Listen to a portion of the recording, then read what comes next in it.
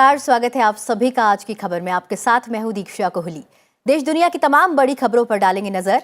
जहां एक और कोविड से अभिभावक खोने वाले बच्चों को मिलेगी सहायता, तो वहीं पीएम केयर्स फंड चिल्ड्रन के तहत बच्चों को कई सुविधाएं शुरू हो जाएंगी।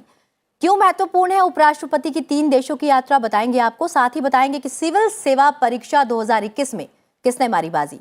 इसके साथ ही खेल के मैदान से, व्यापार और मौसम के हाल से करेंगे आपको अपडेट। तो चलिए करते हैं शुरुआत हेडलाइंस के साथ। कोविड-19 में बेसहारा हुए बच्चों का सरकार ने थामा हाथ।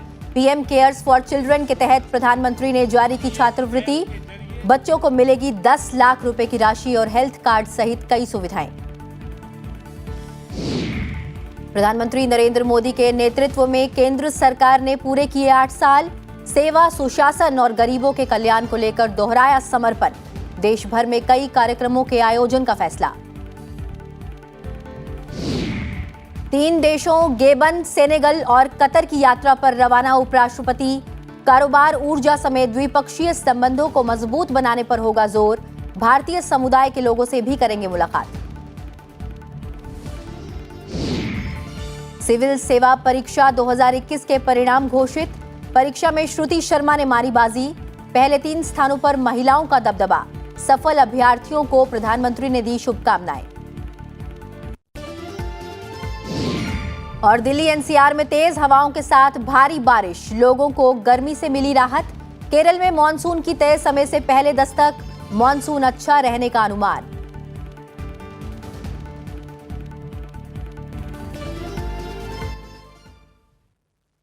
और हेडलाइंस के बाद अब एक नजर उन खबरों पर जो आज सुर्खियों में रही। तेलंगाना और बिहार से राज्यसभा के लिए नवनिर्वाचित 2 सदस्यों रविचंद्र वदिराजू और अनिल प्रसाद हेगड़े ने शपथ ली। सभापति एम वेंकैया नायडू ने दोनों सदस्यों को शपथ दिलाई। रक्षा मंत्री राजनाथ सिंह ने निरंतर बदल रहे वैश्विक परिदृश्य में देश के आर्थिक और सामरिक हितों की रक्षा के लिए समुद्री मोर्चे पर तैयारियों को पुख्ता किए जाने का बल दिया है। भारतीय तटरक्षक ने 3 दिन के 39वें कमांडर सम्मेलन का उद्घाटन करते हुए राजनाथ सिंह ने कहा कि देश की समुद्री सुरक्षा संबंधी जरूरतों में बदलाव आया है। पंजाब के मुख्यमंत्री भगवंत मान ने सिद्धू मूसेवाला के नाम से मशहूर शुभदीप सिंह सिद्धू की हत्या की जांच के लिए पंजाब और हरियाणा हाईकोर्ट के मौजूदा जज के तहत न्यायिक आयोग गठित करने की घोषणा की है। मुख्यमंत्री ने कहा कि इस जघन्य अपराध के दोषियों को न्याय के कटघरे तक लाने में राज्य सरकार कोई कसर नहीं छोड़ेगी। इस बीच फॉरेंसिक टीम ने मानसा पुलिस स्टेशन में सिद्धू मूसेवाला के वाहन की जांच की है। जम्मू कश्मीर के पुलवामा जिले में सुरक्षा बलों के साथ मुठभेड़ में जैश-ए मोहम्मद के 2 आतंकवादी मारे गए। मुठभेड़ में कांस्टेबल रियाज अहमद का हत्यारा भी शामिल है। रियाज अहमद की 13 मई को पुलवामा में हत्या कर दी गई थी। वाराणसी के ज्ञानवापी श्रृंगार गौरी मामले की सुनवाई करने की औचित्य के मुद्दे पर आज मुस्लिम पक्ष की जिरह पूरी नहीं हो पाई। अदालत ने मामले की सुनवाई की अगली तिथि 4 जुलाई तय की है। अदालत ने कहा है कि वो अब इस मामले को 1 जून से शुरू होने वाली गर्मियों की छुट्टियों के बाद सुनेगी। नेपाल की सेना को विमानन कंपनी तारा एयर के दुर्घटनाग्रस्त विमान के मलबे के मुस्तांग जिले में होने के सुराग मिले हैं। विमान के मलबे से बचाव कर्मियों ने 20 शव निकाले हैं। विमान में 4 भारतीय, 2 जर्मन और 13 नेपाली नागरिकों सहित कुल 22 लोग सवार थे। क्रोएशिया में रडार की पहुंच से गायब हुए एक छोटे विमान का मलबा मिल गया है। उसमें सवार सभी 4 व्यक्तियों की मौत हो गई है। इसमें एक स्विट्जरलैंड का नागरिक है, 2 जर्मन और एक क्रोएशियाई नागरिक शामिल है। तलाशी दल को सेसना 182 विमान मध्य क्रोएशिया के ब्रोकनेक के पास मिला है। पुलिस ने हादसे की जांच शुरू कर दी है। इंडोनेशिया के दक्षिणी सुलावेसी प्रांत में मकास्क स्ट्रेट में एक मालवाहक नौसेना के डूबने के 3 दिन बाद 10 और लोगों का पता लगा लिया गया है, जिसमें नाव का कप्तान और चालक दल के अन्य सदस्य भी शामिल हैं। ये नौका शुक्रवार को खराब मौसम के कारण डूब गई थी। इसमें सवार 42 में से 31 लोगों को बचा लिया गया है। भारतीय तैराक माना पटेल ने फ्रांस में मारे नोस्ट्रम तैराकी के कैडेट चरण में महिलाओं की 100 मीटर ब्रेस्टस्ट्रोक स्पर्धा में सर्वश्रेष्ठ भारतीय समय निकाला। गुजरात की 22 साल की ओलंपियन तैराक ने प्रतियोगिता के आखिरी दिन 1 मिनट 3.69 सेकंड के समय के साथ अपना व्यक्तिगत सर्वश्रेष्ठ प्रदर्शन किया। आज हिंदी पत्रकारिता दिवस है। भारतीय इतिहास में 30 मई का दिन सुनहरे अक्षरों में लिखा गया है। इसी दिन 1826 में जुगल किशोर शुक्ल ने दुनिया के प्रथम हिंदी साप्ताहिक पत्र उदंत मार्तंड का प्रकाशन कलकत्ता से शुरू किया था। लोकसभा अध्यक्ष ओम बिरला ने अपनी शुभकामना संदेश में कहा कि स्वाधीनता आंदोलन में हिंदी पत्रकारिता भारतीयों की सशक्त आवाज बनी। आजादी के बाद हिंदी पत्रकारिता ने भारत की प्रगति और भारतीयों का कल्याण सुनिश्चित किया।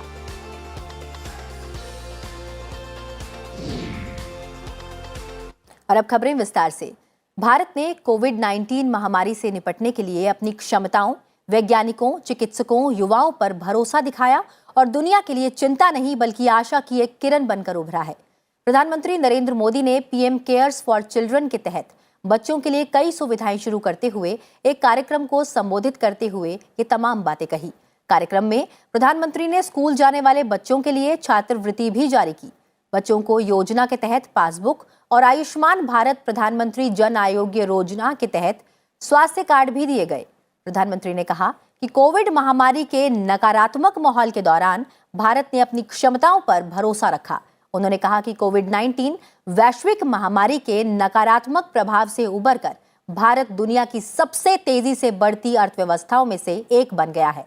उन्होंने कहा कि महामारी के दौरान अपने अभिभावकों को गंवा चुके बच्चों को हर महीने 4,000 रुपए दिए जाएंगे, जिससे उनकी दैनिक जरूरतों को पूरा करने में मदद मिलेगी।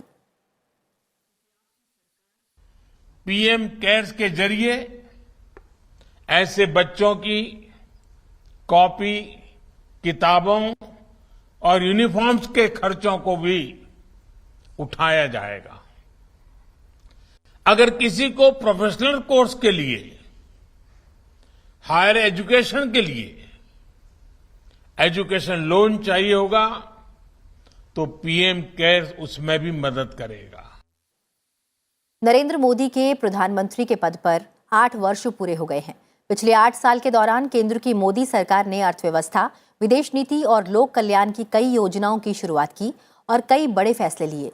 सरकार की प्राथमिकता में गरीब और महिला कल्याण सबसे ऊपर रहा है। पिछले 8 वर्ष में मोदी सरकार ने नोटबंदी, surgical strike, air strike, GST लागू, 3 तलाक के खिलाफ कानून, जम्मू कश्मीर से अनुच्छेद 370 रद्द करना, सीएए लागू करना और डिजिटल इकोनॉमी जैसे असरदार फैसले लिए हैं। जल कल्याणकारी योजनाओं की बात करें तो जनधन योजना, उज्ज्वला योजना, किसान सम्मान निधि योजना, आयुष्मान भारत और स्वच्छ भारत मिशन की शुरुआत की गई। 6 लाख गांवों को खुले में शौच से मुक्त घोषित किया गया। किसान सम्मान निधि योजना में 11 करोड़ 78 लाख किसानों के बैंक खाते में प्रतिवर्ष 6,000 रुपए सीधे अंतरण किए गए। कुल 22 एम्स में से 15 पिछले 8 वर्ष में बनाए गए। 3 करोड़ 28 लाख लोगों को 5 लाख रुपए तक का मुफ्त उपचार मिला। कोरोना संकट के दौरान प्रधानमंत्री गरीब कल्याण योजना की शुरुआत की गई थी। योजना का लाभ करीब 80 करोड़ लोगों को मिल रहा है। प्रधानमंत्री आवास योजना में लोगों को घर बनाने में मदद की जाती है। सरकार ने वर्ष 2022 तक ग्रामीण इलाकों में 2 करोड़ मकान बनाने का लक्ष्य रखा है। मोदी सरकार के 8 वर्ष पूरे होने के अवसर पर बीजेपी ने व्यापक जनसंपर्क अभियान शुरू किया है।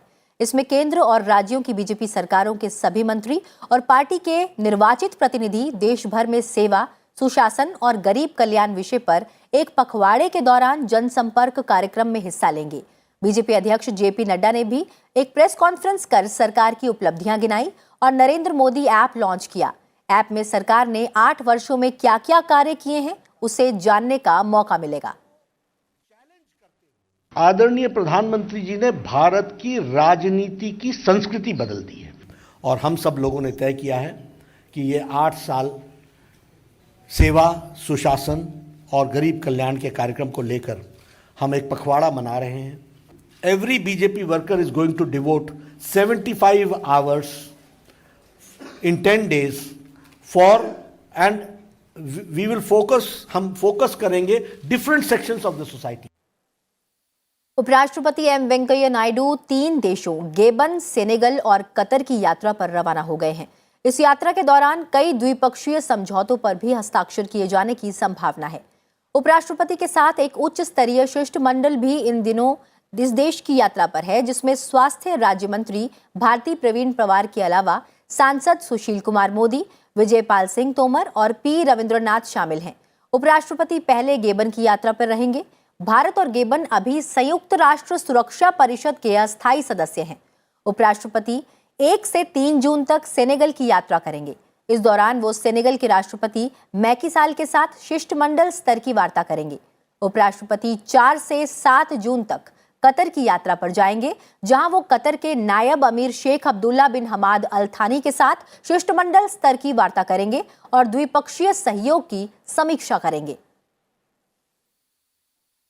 Africa has enhanced, as you all are aware, since 2015 when we did this India-Africa Forum Summit. The number of visits have enhanced. So in the last, since 2014, the visits are 34 from our side and 100 visits, incoming visits. So that actually characterizes the relationship. The prioritization from our side. और इस पर अधिक जानकारी देने के लिए हमारे साथ बने हुए हमारे सहयोगी अखिलेश सुमन। अखिलेश, उपराष्ट्रपति एम वेंकैया नायडू 3 देशों गेबन, सेनेगल और कतर की यात्रा पर रवाना हो गए हैं और ऐसा माना जा रहा है कि इस यात्रा के दौरान कई द्विपक्षीय समझौतों पर भी हस्ताक्षर किए जाने की संभावना है। कितनी महत्वपूर्ण है ये यात्रा?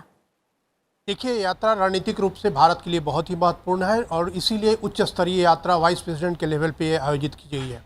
जहाँ तक गेबन की बात है तो गेबन और भारत सुरक्षा परिषद के अस्थायी सदस्य हैं और सेनेगल जो है वो अफ्रीकन यूनियन का अभी अध्यक्ष है। अफ्रीकन यूनियन में 55 देश हैं, तो आप समझ सकते हैं कि 55 देश और उसके अलावा उनके पास एक ऐसी जो प्राकृतिक रिसोर्सेज जिसको बोलते हैं, गेबन और सेनेगल दोनों के पास भरपूर प्राकृतिक रिसोर्स हैं और उन प्राकृतिक रिसोर्सेज का अभी तक दोहन उस तरीके से नहीं हुआ है। यहाँ तक कि वहाँ गैस भी है, वहाँ तेल भी है।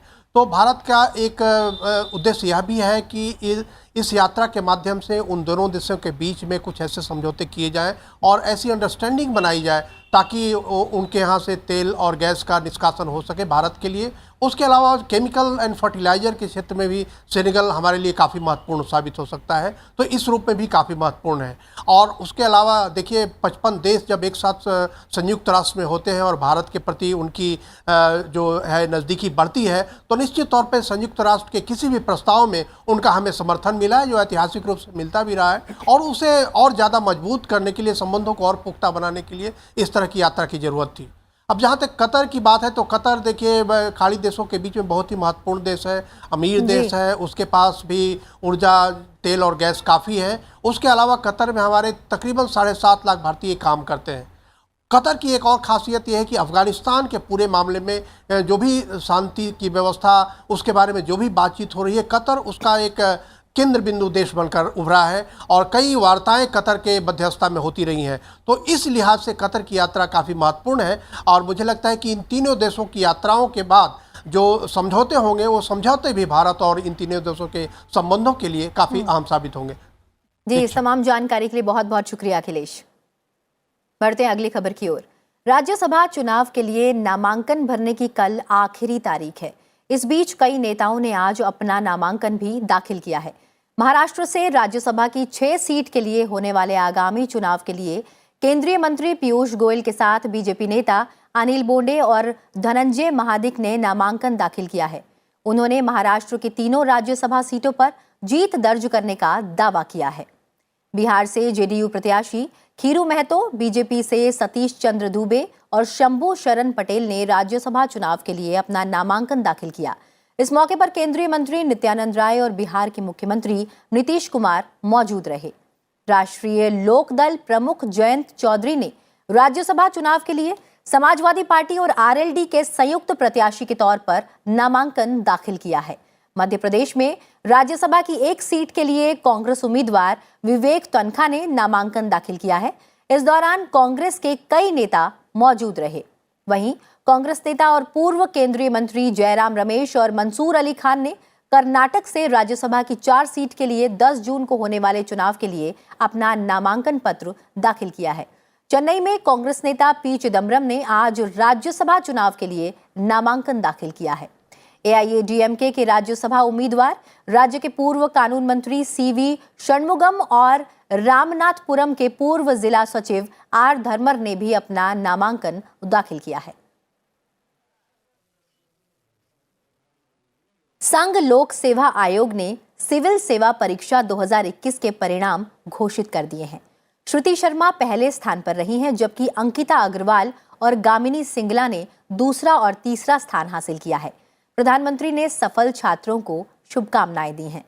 ऐश्वर्या वर्मा ने परीक्षा में चौथा स्थान, जबकि उत्कर्ष द्विवेदी ने 5वां स्थान हासिल किया है। आयोग के मुताबिक लगभग 685 उम्मीदवारों ने परीक्षा पास की है। सफल परीक्षार्थियों में सामान्य वर्ग के 244, आर्थिक रूप से कमजोर वर्ग के 73, अन्य पिछड़ा वर्ग के 203, अनुसूचित जाति के 105 और अनुसूचित जनजाति के 60 परीक्षार्थी शामिल हैं। यूपीएससी की वेबसाइट पर भी परिणाम उपलब्ध है। स्ट्रैटेजी तो वही है जो लोग बोलते हैं कि सोर्सेज लिमिटेड रखना। उसके बाद मैंने खुद के अपने नोट्स में बनाती थी न्यूज़पेपर से, अपने ऑप्शनल के भी मैंने नोट्स बनाए थे। आंसर राइटिंग पे मैंने फोकस किया था, जिससे थोड़ा एक बेटर प्रेजेंटेशन हो मेंस में एक्स्ट्रा मार्क्स लाने के लिए। तो that is I think what was my strategy. और आज की खबर में फिलहाल वक्त हो चला एक छोटे से ब्रेक का। ब्रेक के बाद जल्द हाजिर होंगे। बने रहिए संसद टीवी के साथ।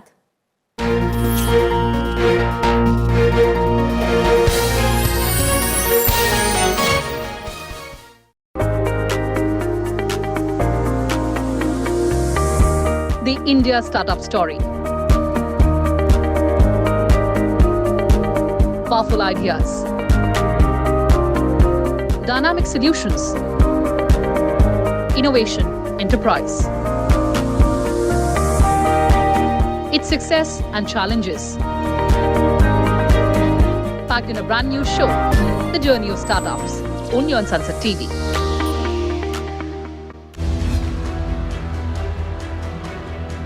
बात जो आप जानना चाहें,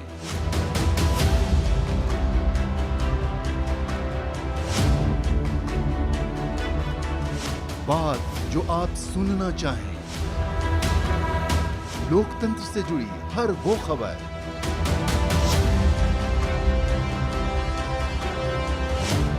जिसका सरोकार होता है आपसे।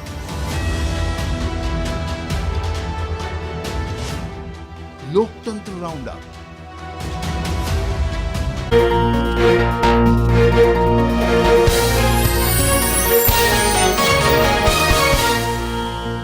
ब्रेक के बाद एक बार फिर आप सभी का स्वागत है आज की खबर में। बढ़ते हैं आगे और बात करते हैं राज्यों से जुड़ी हुई खबरों की।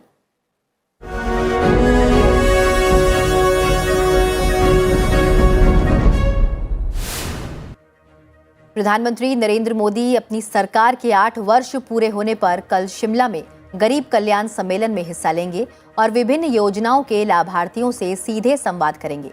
प्रधानमंत्री इस दौरान मुख्यमंत्री, केंद्रीय मंत्री, राज्य मंत्री, संसद सदस्य, विधानसभा सदस्य और अन्य निर्वाचित जनप्रतिनिधियों सहित देश भर में अलग अलग स्थानों पर जनता से सीधे संवाद करेंगे। प्रधानमंत्री नरेंद्र मोदी कल मध्य प्रदेश में विभिन्न कल्याणकारी योजनाओं के कुछ लाभार्थियों से वर्चुअल बात करेंगे। इन योजनाओं में प्रधानमंत्री आवास योजना, शहरी और ग्रामीण, प्रधानमंत्री किसान सम्मान निधि, पोषण अभियान, जल जीवन मिशन आदि शामिल हैं। मध्य प्रदेश के मुख्यमंत्री शिवराज सिंह चौहान और प्रदेश बीजेपी अध्यक्ष वीडी शर्मा ने पार्टी के राष्ट्रीय अध्यक्ष जेपी नड्डा के भोपाल दौरे से पहले स्टेट हैंगर में तैयारियों का जायजा लिया। जेपी नड्डा यहां कार्यकर्ताओं के सम्मेलन और कार्य समिति की बैठक में हिस्सा लेंगे। जम्मू कश्मीर के उपराज्यपाल मनोज सिन्हा ने आदर्श जनजातीय पारगमन आवासीय विद्यालय, छात्रावास और समुदाय के लिए 18 अन्य परियोजनाओं का उद्घाटन किया। उन्होंने कहा कि प्रशासन समाज के वंचित तबके के गुणवत्तापूर्ण शिक्षा दिलाने के मुद्दे पर निरंतर ध्यान दे रहा है, जो लंबे समय से अपने अधिकारों से वंचित था। उत्तराखंड के मुख्यमंत्री पुष्कर सिंह धामी ने उपचुनाव से पहले बनबासा की नई बस्ती का दौरा किया। मुख्यमंत्री ने यहां लोगों से मुलाकात की और मतदान की अपील भी की। गुजरात के मुख्यमंत्री भूपेंद्र पटेल ने आईपीएल 2022 के विजेता गुजरात टाइटंस की टीम को बधाई दी है। उन्होंने कप्तान हार्दिक पांड्या को एक स्मृति चिन्ह भी भेंट किया है।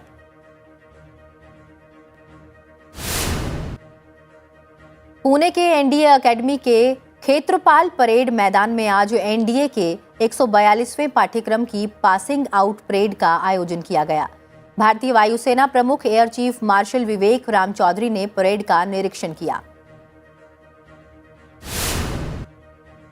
शिक्षक और शिक्षकेतर कर्मचारियों की अवैध नियुक्तियों की जांच कर रहे सीबीआई ने कोलकाता में स्कूल सेवा आयोग के सील किए गए कार्यकाल से इस कार्यालय से कई दस्तावेज, फाइल और कम से कम 9 हार्ड डिस्क ड्राइव जब्त किए हैं।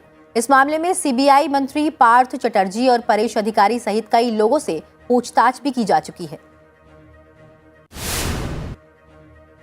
1993 के सीरियल ब्लास्ट के 4 आरोपियों को कोर्ट ने 14 दिनों की न्यायिक हिरासत में भेज दिया है।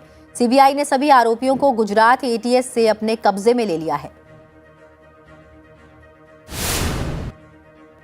केरल के कोट्टायम जिले के चिंगवनम और एटामनूर रेलवे स्टेशनों के बीच पूरी तरह से विद्युतीकरण डबल ट्रैक रेलवे चालू कर दिया गया है। कायमकुलम कोट्टायम एनारकुलम मार्ग पर 16.7 किलोमीटर की दूसरी लाइन पर लंबित काम खत्म होने के बाद इस ट्रैक को चालू किया गया है। जम्मू कश्मीर के पुंछ में अंतर्राष्ट्रीय योग दिवस के मद्देनजर सेना के जवानों ने एलओसी क्षेत्र में योग कर अंतर्राष्ट्रीय योग दिवस की शुरुआत की। सोमवती अमावस्या के अवसर पर हजारों लोगों ने प्रयागराज के संगम घाट में स्नान किया और पूजा की। वहीं हरिद्वार में इस मौके पर पुलिस की कड़ी सुरक्षा के बीच लोगों ने गंगा में डुबकी लगाई। गोवा आज अपना 35वां स्थापना दिवस मना रहा है। 30 मई 1987 को गोवा के पूर्ण राज्य का दर्जा मिल गया था। राष्ट्रपति रामनाथ कोविंद और उपराष्ट्रपति एम वेंकैया नायडू ने गोवा के स्थापना दिवस के अवसर पर शुभकामनाएं दी हैं।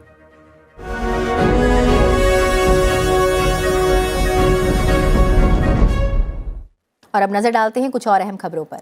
दिल्ली की केजरीवाल सरकार को बड़ा झटका लगा है। आपको बता दें कि प्रवर्तन निदेशालय ने कोलकाता में स्थित एक कंपनी से जुड़े हवाला लेन देन के एक मामले में दिल्ली के स्वास्थ्य मंत्री सत्येंद्र जैन को गिरफ्तार कर लिया है। ईडी ने पहले उनसे पूछताछ की और फिर गिरफ्तार कर लिया। हाल ही में ईडी ने बड़ी कार्रवाई करते हुए मनी लॉन्ड्रिंग केस में सत्येंद्र जैन की फैमिली से जुड़ी 4.81 करोड़ की संपत्तियों को अटैच कर लिया था। इस साल मॉनसून ने 3 दिन पहले ही दस्तक दे दी है। मॉनसून कल केरल में दाखिल हो चुका है और अब कर्नाटक की ओर लगातार आगे बढ़ रहा है। आपको बता दें कि मौसम विभाग के मुताबिक केरल में 1 जून तक भारी बारिश होगी। इसके बाद बारिश की रफ्तार में थोड़ी कमी आ सकती है।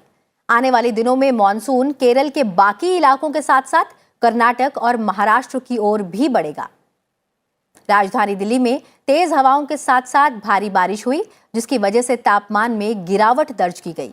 मौसम में आए बदलाव के कारण कई दिनों से तेज धूप और चिलचिलाती गर्मी से परेशान दिल्ली वासियों को थोड़ी राहत मिली है। बारिश के साथ बादल भी गरजे और 50 किलोमीटर प्रति घंटे की रफ्तार से तेज हवाएं चली। और अब खबरें अंतर्राष्ट्रीय जगत से।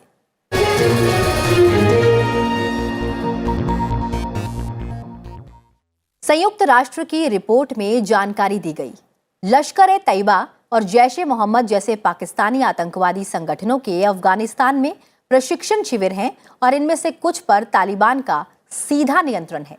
संयुक्त राष्ट्र की analytical support and sanctions monitoring team की 13वीं रिपोर्ट में कहा गया कि जैश-ए-मोहम्मद के नंगरहार में 8 प्रशिक्षण शिविर हैं, जिनमें से 3 पर तालिबान का सीधा नियंत्रण है।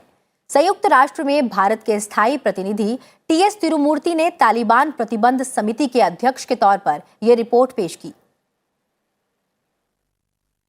विश्व बैंक ने संकट से गुजर रहे श्रीलंका को 70 करोड़ डॉलर की राशि जारी करने की मंशा जताई है।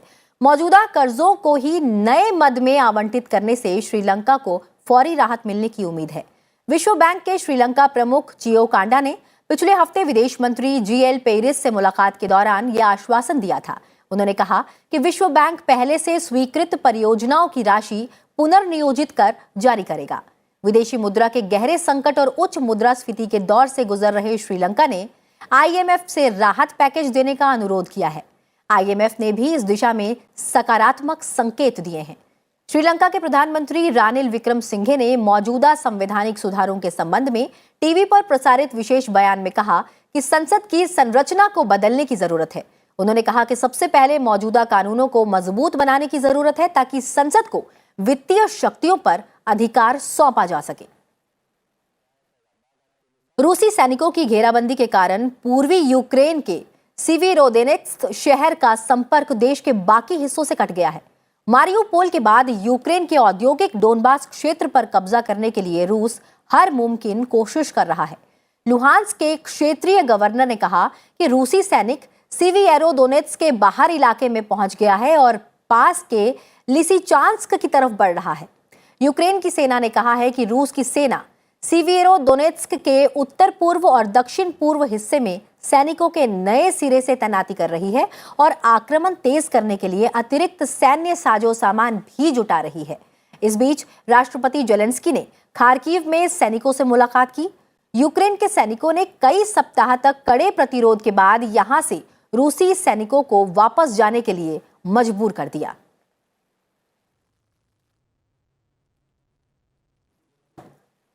और बुलेटिन में फिलहाल इतना ही। चलते चलते आपको छोड़ जाते हैं ब्रिटेन की महारानी एलिजाबेथ द्वितीय की प्लेटिनम जयंती के अवसर पर आयोजित शाही और कुलीन मुकुटों की एक प्रदर्शनी की तस्वीरों के साथ। फिलहाल मुझे दीजिए इजाजत और आप देखते रहिए सनसेट टीवी। नमस्कार।